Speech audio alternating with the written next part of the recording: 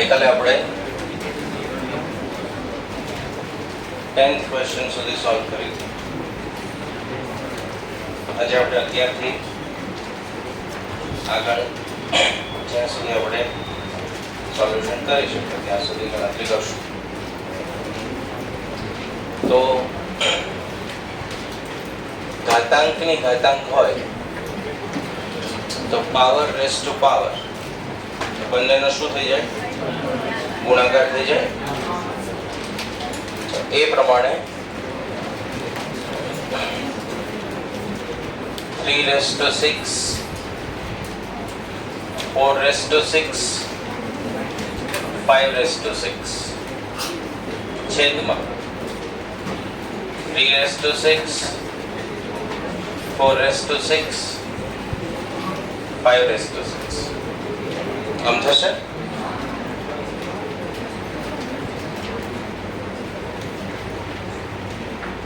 Multiplication division હોય અંશ અને છેદ બંને કેન્સલ થઈ જાય તો આન્સર શું આવશે? 1. બરાબર. ક્વેશ્ચન 12 which is true એવું લખ્યું છે. નીચેનામાંથી કયું સાચું? એ ઓપ્શન શું છે? 2 raised to 0 is greater than 1/2 raised to 0. કોઈની પણ 0 ઘાતાંક હોય તો જવાબ શું આવે? 1. તો 1 થી મોટા થાય નહીં થાય. એવી રીતે લેસ ધેન ઓપ્શન પણ ખોટો પડશે. 2 raised to 0 less than 1/2 raised to 0. 1 થી લેસ એટલે નાના છે. એ ઓપ્શન પણ કેવો રહેશે? Wrong. C option 2 raised to 0 is equal to 1/2 raised to, તો શું આવશે? 1 બરાબર 1. આ ઓપ્શન કરેક્ટ કહેવાશે. બરાબર. સાચો જવાબ કયો કહેવાશે? સી 1 બરાબર 1. આ સમજાયું? 1 થી નાના ન થાય, મોટા પણ ના થાય, તો એના જેટલા સમાન થાય તો 1 is equal to 1 એટલે ઓપ્શન કયો સાચો કહેવાશે? સી કહેવાશે. ક્લિયર? 13th ક્વેશ્ચન શું આપ્યું છે માહિતી? x raised to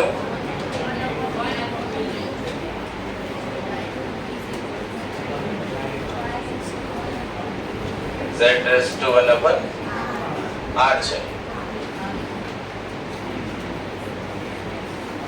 and then find p plus q plus r. હવે આપણે થોડી ગણતરી રેગ્યુલર મેથડ કરતા વધારે એક સ્ટેપ શોધવાનો સરવાળો કોનો કીધો? PQR. PQR અહીંયા ક્યાં છે? x ની ઘાતાંકમાં y ની ઘાતાંકમાં અને z ની ઘાતાંક. એ પાછું p q અને r એવી રીતે નથી. 1/p 1/q અને 1/r એવા સ્વરૂપે છે. આ અને આના જેવા ઘણા બધા ક્વેશ્ચન છે. એ બધા જ સોલ્વ કરવા માટેની એક જ સ્ટાન્ડર્ડ મેથડ છે. એને આપણે ફોલો કરશું. તો a બરાબર b બરાબર c એવું થાય. abc ના બદલે અહીંયા કોણ છે? x raise to 1/p, y raise to 1/q અને z રેસ ટુ 1/r. તો એના બરાબર આપણે કોઈ એક વેરિયેબલ k ધારણા કરશું. શું કામ k ની ધારણા કરશું એ આપણે કેલ્ક્યુલેશન આગળ કરીએ એટલે ખ્યાલ આવશે.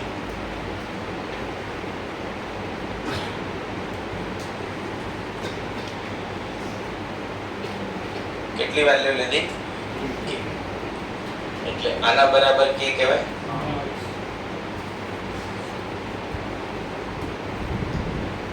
y બરાબર એ કહેવાશે.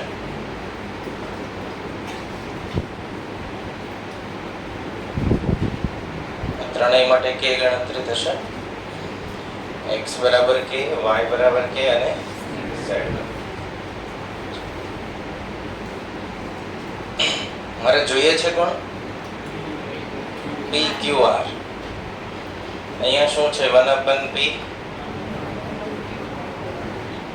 બરાબર. તો પહેલા માટે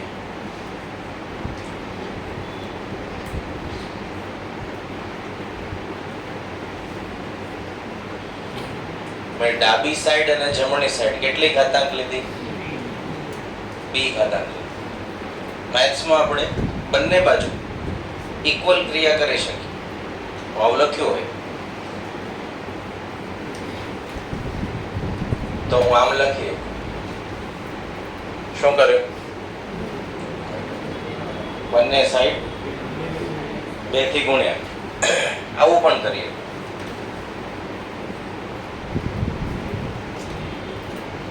આમ પણ કરીએ.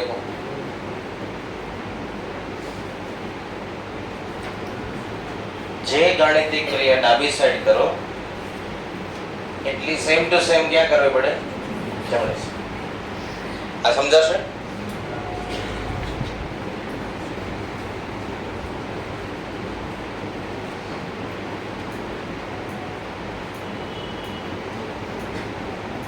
y z raise to 1/r raise to r k raise to.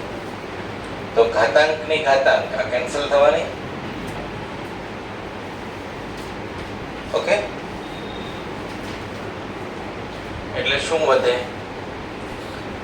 x બરાબર k ની p ઘાત, k ની q ઘાત. આપણને જરૂર હતી કોની? તો પહેલા તો એક પ્રોબ્લેમ હતી કે pqr એના મૂળ સ્વરૂપે નથી. 1/p 1/q 1/r છે. હવે મેં ખાલી અહીંયા 1/p 1/q 1/r માંથી નીકળી ગયા અને pqr સ્વરૂપે મળે. હજી આપણે એનો શું જોઈએ છે? સરવાળો જોઈએ છે. બરાબર. તો ઘાતાંકમાં pqr છે. સરવાળો ક્યારે થાય? બધી ઘાતાંક સરવાળો થઈને ભેગી ક્યારે થાય? આધાર સરખા હોય અને વચ્ચે ગુણાકારની નિશાની હોય.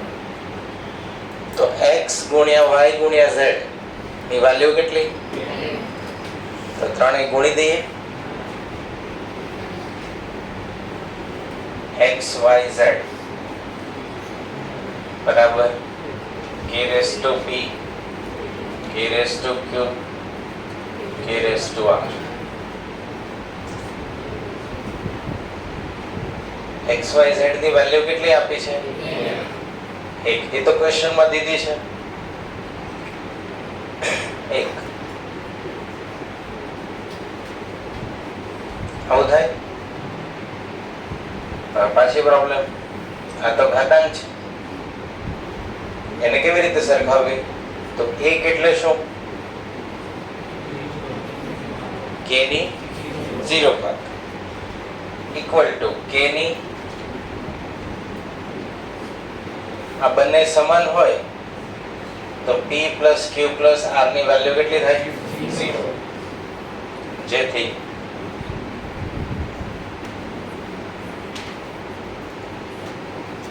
આપણે કાલે સૂત્રની એક યાદી બનાવી હતી એમાં એક નવું સૂત્ર એડ કરી દે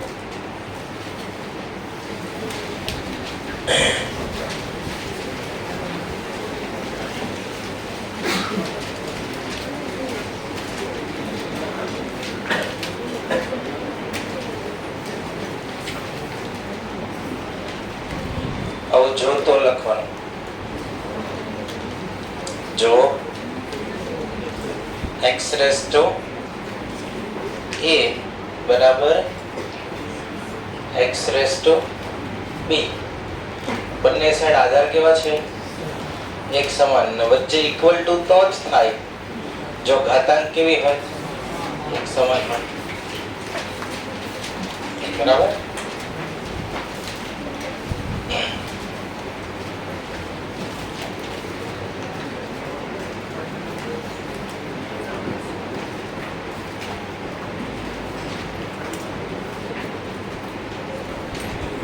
લખાઈ ગયો ચલો ફરીવાર આખું સાદુરૂપ સમજીએ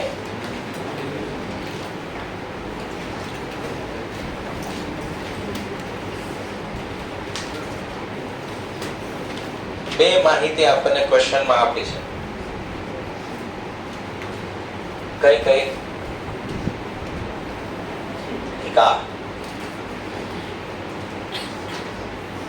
એકા જો આ બે વેલ્યુ આપી હોય તો કોને શોધવાના પ્લસ ક્યુ પ્લસ આર તો પહેલા શું કર્યું કે p પ્લસ ક્યુ પ્લસ આર જોતા હોય તો 1/p 1/q 1/r આપણને કઈ કામના નથી એ p q r સ્વરૂપે હોય તો સરવાળો થાય તો એવું કરવા માટે પહેલા આપણે શું ધારણા કરી લીધી કે એટલે ત્રણેયને બરાબર k લખાય હવે મારે એકના છેદમાં p દૂર કરવો હોય તો મારે ડાબી સાઈડ p ઘાતાંક લઈએ તો જમણી સાઈડ p ડાબી સાઈડ q ઘાતાંક જમણી સાઈડ q ડાબી સાઈડ r ઘાતાંક જમણી સાઈડ પણ r જેથી p q અને r કેન્સલ થઈ x બરાબર k ની p ઘાત y બરાબર k ની q ઘાત અને z બરાબર k ની r જે ત્રણનો સરવાળો જોતો છે p q અને r એ ઘાતાંકમાં છે ઘાતાંક ભેગી તો થાય જો સરખા આધારનો ગુણાકાર થાય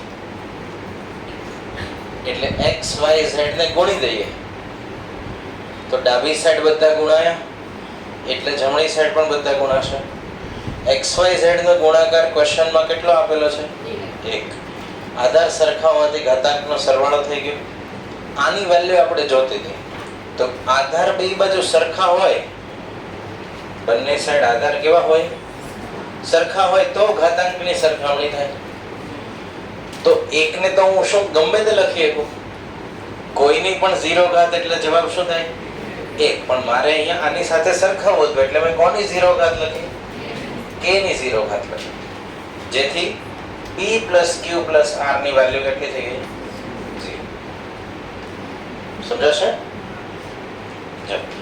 આના જેવા ક્વેશ્ચન આવશે હવે તમે કમ્પેરિઝન કરો કે આપણે ચેપ્ટર શરૂ થયું ત્યારે પહેલો ક્વેશ્ચન સોલ્વ કર્યો હતો અને આ આપણે 11મો પ્રશ્ન કેટલામો છે ડિફિકલ્ટી લેવલ ચેન્જ થતું દેખાય છે ઓકે તો આ અને આના જેવા પ્રશ્નો પૂછાશે અત્યારે આપણે પહેલી વાર ભણ્યા એટલે પોસિબિલિટી છે કે 10 12 15 મિનિટ લાગી સમજતા આના જેવા ક્વેશ્ચન ગણશું તો એ 5 7 10 મિનિટમાં પૂરા થશે એના પ્રશ્ન રિપીટ ગણશું એટલે જે આટલું લાંબુ લખાણ લખવું પડે એના 30% લખાણમાં જવાબ આવી જાય શું કામ આવી જાય ફર્સ્ટ ટાઈમ હું ટૂંકમાં કંઈ ના કરી નહીં તો સમજાય જ નહીં ખ્યાલ આવે છે આપણે ગણશું ત્યારે સમજાશે કે પહેલી વખત આપણે શીખીએ છીએ, સમજીએ છીએ એટલે બધું ડિટેલ લખવું પડે. એક્ઝામમાં તો આપણે લખવાનું કંઈ આવતું નથી, એમાં તો MCQ આવશે. એટલે જેટલા સ્ટેપ દૂર કરી શકો એટલા દૂર થઈ શકે. આ આખો ભાગ દૂર થઈ જાય, કારણ કે ખબર છે P ઘાત લઈશ તો P કેન્સલ થઈ જવાના, Q માં Q અને Q કેન્સલ થશે, તો હું ડાયરેક્ટ આ લખી શકું. બરાબર, આખો ભાગ કેન્સલ થાય. હું આને બાયફર્કેટ કરીને છૂટા ના લખું, ત્રણેયનો ગુણાકાર અહીંયા જ સીધો જ કરી દઉં, તો આખા બે ભાગ કેન્સલ થઈ જાય. તો પછી ગણતરી સાવ નાની થઈ ગઈ. બરાબર, પણ હજી એ સ્ટેપને વાર છે. ઓકે, સમજાશે? કાલે મેં તમને એક એડવાઇસ આપી હતી, એવું ટ્રાય કરવું. શું ટ્રાય કરવાનું? 11મો ક્વેશ્ચન લખો, 12મો લખો, 13માની રકમ લખીને જાતે ગણો. ક્યાંક અટકશો તો ખબર પડશે ક્યાં અટક્યા. અને બાજુવાળાની મદદ નહીં લેવી, ફી એને નથી ભરતા આપણે.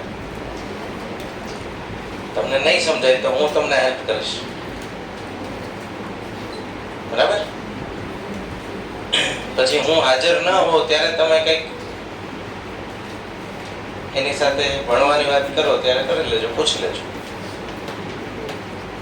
લખી લે. 11, 12 અને 13th ક્વેશ્ચન. કાલે હોમવર્ક આપ્યું તો એ લખ્યું હતું હાસ્યમાં? પછી ઘરે જઈને એ ખોલીને ગણતરી કરી હતી? હા કે ના? કેટલાને બાકી છે હોમવર્ક? બાકી હજી કોઈ? થોડીક વાર હાથ ઊંચો રાખો જેને બાકી હોય. પાછળથી મોઢે મોઢે હા કહેવાનું મન થયું હોય એવા કોઈ બાકી છે? શું રીઝન છે? બોલાઈ ગયું? આવ્યા નહોતા? આવ્યા ન હોય એને વાંધો નથી. હાજર હોય ને ભૂલાઈ ગયું હોય એવું? અચાનક ઘરે જઈને તાવ આવી ગયો હોય ને પછી રહી ગયું હોય? નહીં?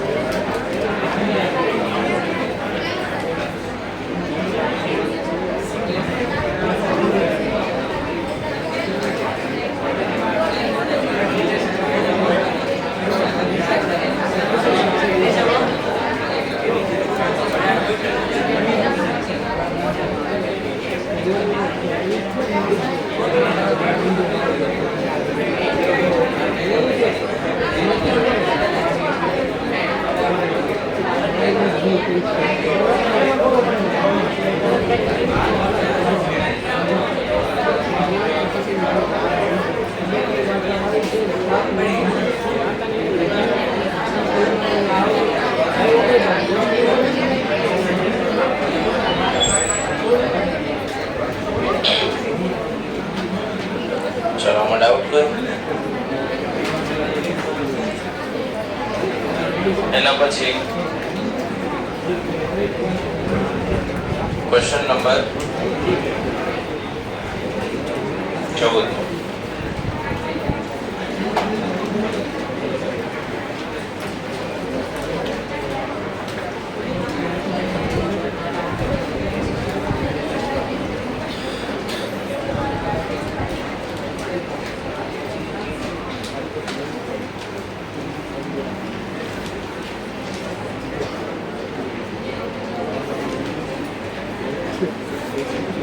Y raised to a minus b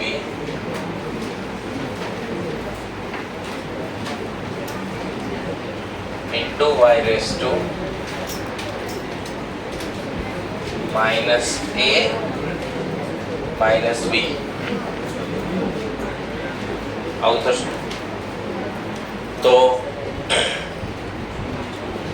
આધાર સરખા અને વચ્ચે ગુણાકારની નિશાન, તો ઘાતાંકનો શું થઈ જાય?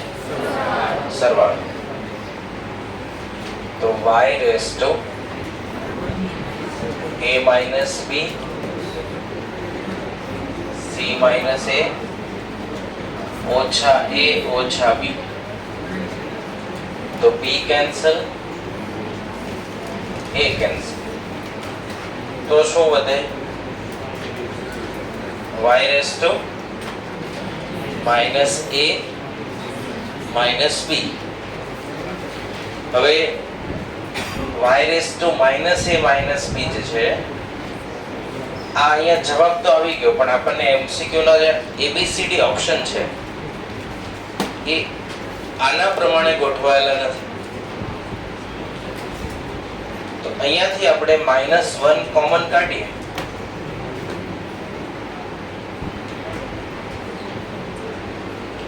આ -1 ને અંદર ગુણી લો તો શું થવાના? y raised to minus a plus ગુણ્યા minus b થશે. કાલે એવું સૂત્ર સમજાવેલું કે કોઈની પણ -1 ઘાત હોય તો 1 ના છેદમાં આવી જાય. એના પછી એવું પણ સમજાવેલું -a ઘાત હોય તો શું લખાય? 1 ના છેદમાં x ની a ઘાત. તો માઈનસ ઘાત હોય તો 1 ના છેદમાં શું લખાશે? y ની a plus b ઘાતાંક લખાય. 1 ના છેદમાં y ની a plus b ઘાતાંક લખાશે. એટલે આ કરેક્ટ થયું. બરાબર? ફરી વખત સમજીએ. આધાર કેવા છે બધાના? ઘાતાંકનો સરવાળો કર્યો. આ સાચો જવાબ જ છે, ખોટો નથી. પણ આપણને ABCD ઓપ્શન એવી રીતે નથી આપ્યા. એને હજી વધારે સિમ્પ્લિફાઈડ કરીને આવા સ્વરૂપે આન્સર આપ્યો છે, એટલે આપણે અહીંયાથી અહીંયા કન્વર્ટ કરવું પડે. આ જવાબ અહીંયા આવી જ ગયો છે, બરાબર. અહીંયા જવાબ અધૂરો નથી, પણ જવાબનું આનાથી પણ વધારે સિમ્પ્લિફાઈડ સ્વરૂપ આપેલું છે આવા, એટલે આપણે એ રીતે લખવાનું. ક્લિયર? ચાલો ક્વેશ્ચન 14 લખી લે, પછી આપણે 15 સોલ્વ કરીએ.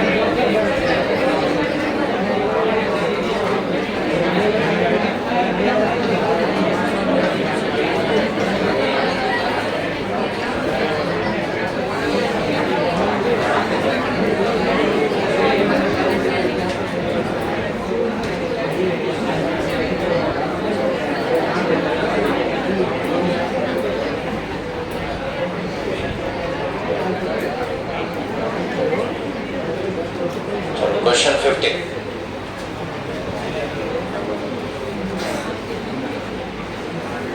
અહીંયા કેટલા છે? ઘનમૂળમાં x નો સ્ક્વેર. તો ઘનમૂળમાં x નો સ્ક્વેર હોય x raised to 2/3. કાલે સૂત્ર સમજાવેલું કે વર્ગમૂળ હોય તો 1/2 ઘાતાંક અને ઘનમૂળ હોય તો 3. તો 1/3 લખાય. તો x ની 2/3 ઘાત